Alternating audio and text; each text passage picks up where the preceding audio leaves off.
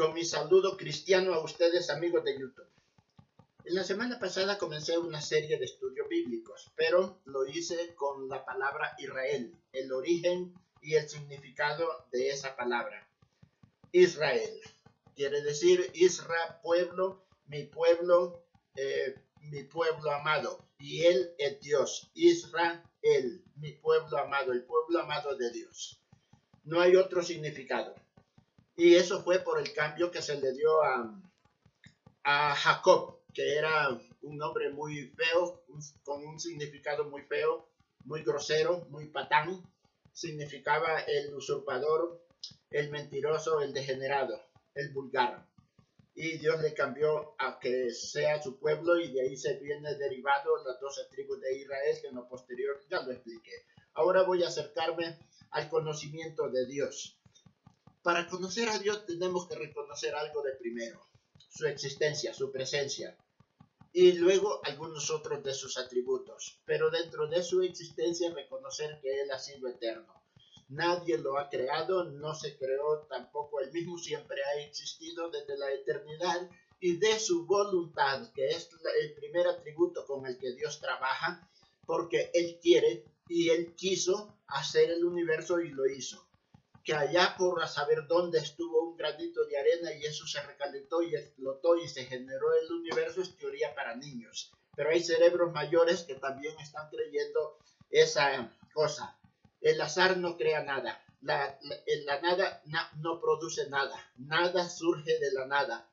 Todo es creado o manipulado por el hombre, construido por el hombre, y lo que no ha sido así, pues Dios ha hecho la materia prima. En un principio, cuando se estaba conociendo el universo, descubriéndoles las leyes, Galileo llegó a decir que las matemáticas eran el lenguaje de Dios. Pero las matemáticas siempre han existido, las matemáticas tienen origen de Dios. Dios hizo las matemáticas, Dios hizo el álgebra, Dios hizo la geometría, y el hombre poco a poco, por su conocimiento, ha ido descubriendo, como descubrió que la Tierra no era el centro del universo, sino que estaba incrustado dentro de un sistema, el sistema solar. Y luego, pues, si reconocemos que nada sale de la nada y que el azar tampoco crea nada, y viendo que el universo tiene un orden y que nosotros dentro de nuestra estructura genética hay un orden, y ese orden fue descubierto por al descubrirse el ADN en 1953, y luego pues descifrar ese ADN por el año 2000, y fueron unos años de estudio los que se mantuvo en muchos países del mundo, que el pastor Francis Collins, director de el Instituto Genetista Mundial y presidente, él organizó unos trocitos de ADN y los envió a varios laboratorios de reconocido prestigio mundial, y se logró descifrar como por 1910-1912, y él llegó a decir que el ADN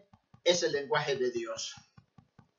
Y así pues, de reconocer de que Dios es el creador, cómo lo llegó a reconocer Natanael cuando Jesús le dijo: he ahí un verdadero israelita, aunque ya él ya había hablado mal de Jesús. ¿Acaso de Nazaret puede surgir algo bueno?